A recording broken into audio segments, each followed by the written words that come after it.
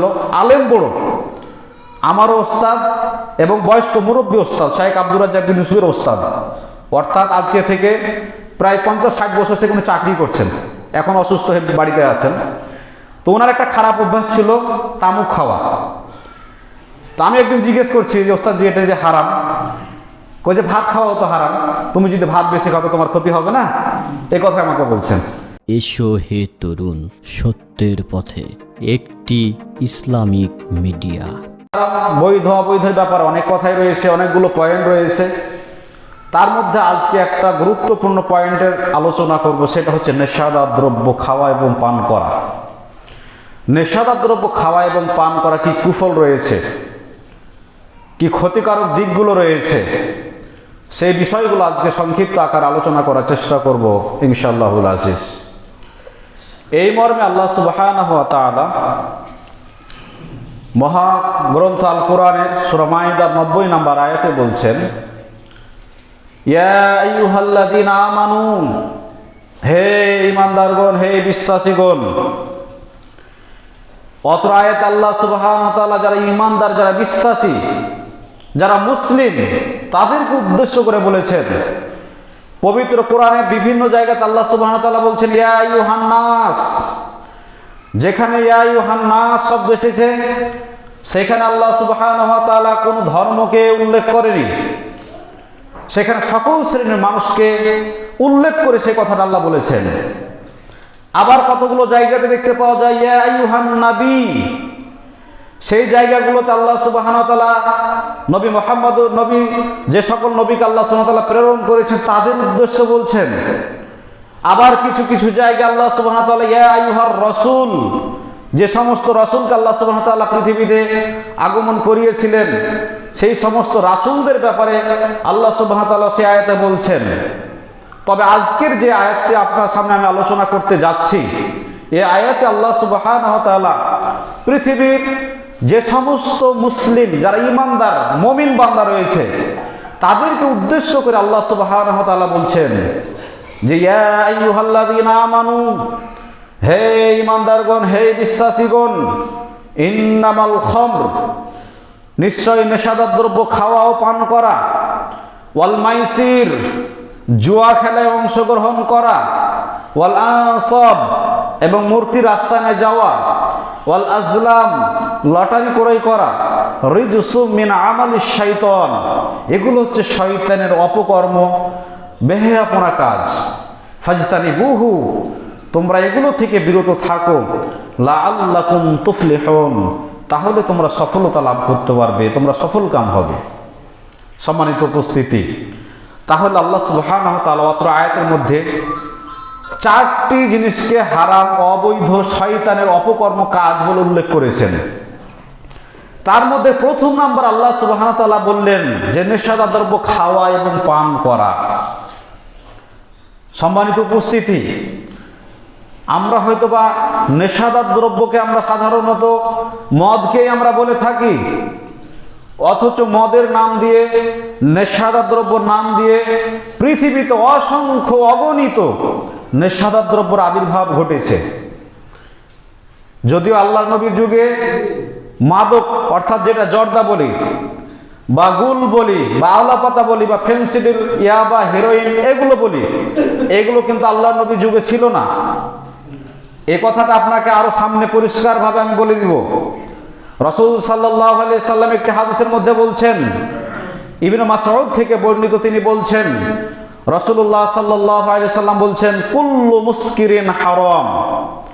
রাসূলুল্লাহ সাল্লাল্লাহু আলাইহি সাল্লাম এই হাদিসের মধ্যে বলছেন কুল্লু, কুল্লু শব্দের অর্থ হচ্ছে প্রত্যেক, সবগুলোই। অর্থাৎ এখানে কোনো একটা নির্দিষ্ট বস্তুর নামকে উল্লেখ করা হয়নি যে এটাই মদ, এটাই খাওয়া হারাম, এরকম ভাবে রাসূল সাল্লাল্লাহু আলাইহি সাল্লাম উল্লেখ করেনি।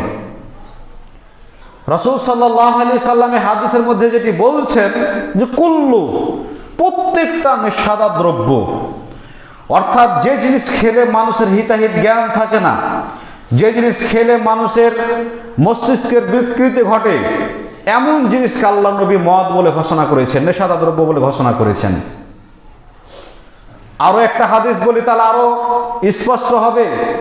রাসূল সাল্লাল্লাহু আলাইহি সাল্লাম বলছেন, ইবনে উমর থেকে বর্ণিত, তিনি বলছেন যে কুল্লু মুসকিরিন খামর, প্রত্যেক ওই বস্তু নেশাদার দ্রব্য, ওয়া কুল্লু খামরিন হারাম, আর সবগুলোই নেশাদার দ্রব্য কি হারাম। এখানে মাকরু বলার কোনো অপশন নেই। হুজুর যে বড় হুজুর যে মাকরু বলে চালিয়ে দিবে একটা হারাম জিনিসকে, আর সেটা যে মাকরু হয়ে যাবে, বিষয়টা এরকম নয়। আল্লাহর নবী যেহেতু হারাম ঘোষণা করেছে, সেহেতু সেই জিনিসগুলো, সে দ্রব্যগুলো হারাম। কারো এখানে মাকরু বা কারো মাকরিমে তাহরিমি বা অন্যান্য শব্দ এখানে যোগ করার কোনো অপশন নেই, অধিকার নেই। রাসূল সাল্লাল্লাহু আলাইহি সাল্লাম আজ থেকে প্রায় 1450 বছর পূর্বে যে কথা বলে গেছেন সেটাই ঠিক। নবী করিম সাল্লাল্লাহু আলাইহি সাল্লাম বললেন কি, কুল্লু মুসকিরিন হারাম, প্রত্যেক ওই বস্তু যা নেশা আনে, যা মানুষের মস্তিষ্ককে নষ্ট করে দেয়, যা মানুষের হিতাহিতকে জ্ঞানকে হারিয়ে দেয়, এটাই হচ্ছে মদ, এটাই হচ্ছে নেশাদার দ্রব্য, আর সেটাই হচ্ছে হারাম। সম্মানিত উপস্থিতি, আরেকটি যদি হাদিস বলি তাহলে বিষয়টা একবার ফুল স্পষ্ট হয়ে যাবে। জাবের থেকে বর্ণিত, তিনি বলছেন যে রাসূলুল্লাহ সাল্লাল্লাহু আলাইহি সাল্লাম বলছেন যে ক্বালা মা আসকারা কাসীরুহু ফাকলিলুহু হারাম। রাসূলুল্লাহ সাল্লাল্লাহু আলাইহি সাল্লাম বলছেন, প্রত্যেক ওই বস্তু, যে বস্তু বেশি পরিমাণ খেলে মাদকতা আনে, তার কমও হারাম। এখন হয়তো আপনি বলছেন, আপনাকে যদি আমি বলি যে নেশাদার দ্রব্য খেলে, পান করলে, অর্থাৎ বিড়ি বলেন বা জর্দা বলেন বা সিগারেট বলেন বা গুল বলেন বা আরও এই ধরনের যত প্রকার নাম জানা অজানা রয়েছে, এগুলো যদি আপনি খান তাহলে আপনার হিতাহিত জ্ঞান থাকবে না।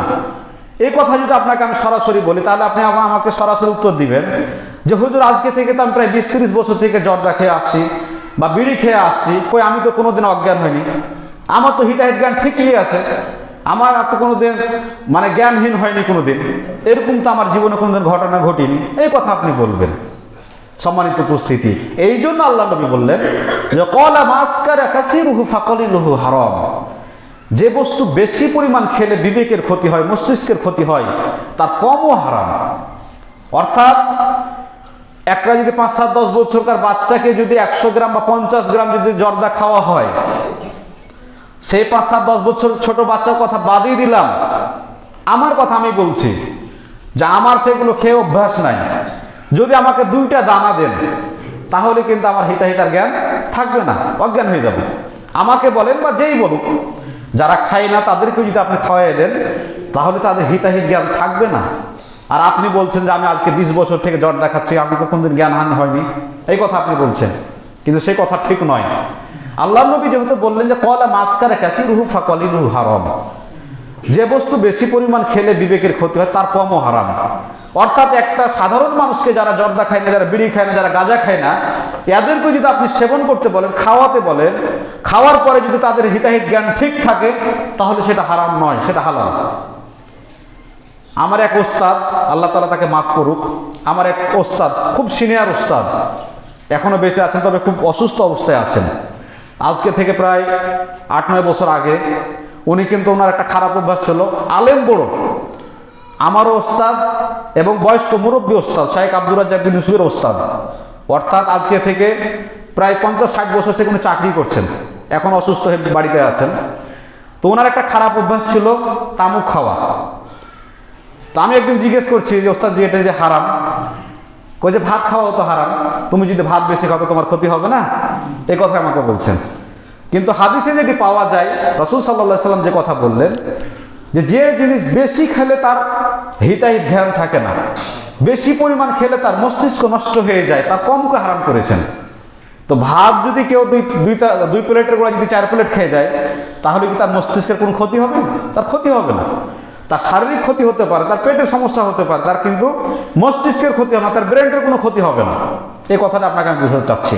সম্মানিত উপস্থিতি, তাহলে অত হাদিস থেকে যেটি প্রমাণ হয়, যত প্রকার পৃথিবীতে নেশাদার দ্রব্য রয়েছে, সেটার নাম আমরা জানি অথবা না জানি, যেটা কম খেলে মানুষের হিতাহিত জ্ঞান থাকে না, হিতাহিত জ্ঞান নষ্ট হয়ে যায়, বিবেক বুদ্ধি মস্তিষ্কে কাজ করে না, সেটাই হচ্ছে মদ, সেটা হচ্ছে নেশাদার দ্রব্য। সেটা বেশি খেলেও যেমন হারাম, তার অল্প একটা যদি একটা কোনা খান সেটাও হারাম। অত হাদিস দ্বারা তারা স্পষ্ট প্রমাণিত হলো। সম্মানিত উপস্থিতি, রাসূলুল্লাহ সাল্লাল্লাহু আলাইহি সাল্লাম আর বলছেন, আন আবি হুরায়রা রাদিয়াল্লাহু আনহু قال قال رسول الله صلى الله عليه وسلم রাসূলুল্লাহ সাল্লাল্লাহু আলাইহি সাল্লাম বলছেন, ইন্নাল্লাহা হারামাল খামরা ওয়া সামানাহা, নিশ্চয় আল্লাহ তাআলা হারাম করেছেন নেশাদার দ্রব্য খাওয়া এবং বিক্রি করা। ওয়া হারামাল মাইতাতা ওয়া সামানাহা, এবং আল্লাহ রাব্বুল আলামিন হারাম করেছেন মৃত্যু প্রাণী এবং তার মূল্যকে। অর্থাৎ মৃত্যু প্রাণী খাওয়া যেমন হারাম, তার বেচা কিনা করাও হারাম। তারপরে হাদিসের তৃতীয় বাক্যে আল্লাহ নবী বললেন, ওয়া হাররামাল খিনজির ওয়া সামানাহা, রাসূলুল্লাহ সাল্লাল্লাহু আলাইহি সাল্লাম হারাম করেছেন যে শুকুর খাওয়া এবং শুকুর বিক্রি করা, অর্থাৎ শুকুরের ব্যবসা করা, সেটাকে হারাম করেছেন। সম্মানিত উপস্থিতি, দুঃখজনক হলো সত্য, একই হাদিস, একটাই হাদিস, এক হাদিসের মধ্যে আল্লাহ নবী তিনটি জিনিসকে খাওয়াও হারাম করেছেন, ব্যবসা করা হারাম করেছেন। কিন্তু যদি আজকে একজন মুসলিম ভাইয়ের দিকে তাকাতে যাই আমরা, তাহলে তার মুসলমানিত্ব ভিতরে থাকার কারণে সে দুইটি জিনিসকে হারাম ঠিকই মনে করছে। কোনো ব্যক্তিকে যদি তার একটা বাড়িতে যদি একটা বড় গরু থাকে বা মহিষ থাকে বা একটা খাসি থাকে, আর সেটা যদি মরে যায়, তাহলে কিন্তু তাকে খাওয়াতে সেটা হালাল মনে করে না, সেটাকে হারামই মনে করে। কেন? তার ভিতরে একটু হলে ঈমান আছে, বা মুসলমানের ঘরে জন্ম নিয়েছে বলে সেটাকে সে ঘৃণা মনে করে, খারাপ মনে করে, সেটাকে হারাম মনে করে। তো অনুরূপভাবে আমাদের সেই জিনিসটাকে হারাম মনে করা উচিত ছিল। যে বিড়ি খাওয়া যেমন হারাম, আল্লাহ নবী যেমন নিষেধ করেছেন, বা অন্যান্য যতগুলো মাদক দ্রব্য রয়েছে, নেশাদার দ্রব্য রয়েছে, সেগুলো যেমন খাওয়া হারাম, এর ব্যবসা করা হারাম। অর্থাৎ আপনি আমি একজন মুসলিম হিসেবে শুকুরের গোশত খাওয়া যেমন হারাম মনে করি, শুকুরের ব্যবসা বাণিজ্য করা, লেনদেন করা, কেনা বেচা করা যেমন আপনি আমি হারাম মনে করি, অনুরূপভাবে কোনো ব্যক্তি মুসলিম হিসেবে জন্মগ্রহণ করেছে, তার একটা ঈমানি দায়িত্ব রয়েছে, সেটা হচ্ছে কি, নেশাদার দ্রব্য যেমন খাওয়া হারাম, সেটাকে বিক্রি করাও হারাম মনে করতে হবে। কারণ একই হাদিসের মধ্যে আল্লাহ নবী তিনটি জিনিসকে হারাম ঘোষণা করেছেন এবং তিনটি জিনিসের ব্যবসা বাণিজ্য করা হারাম ঘোষণা করেছেন। সম্মানিত উপস্থিতি, এই জন্য আসুন আমাদের মধ্যে যারা এই নেশাদার দ্রব্য ব্যবসা বলেন বা খাওয়ার মধ্যে যাদের এই খারাপ অভ্যাসটা আছে, আসুন আমরা পরিবর্তন হই।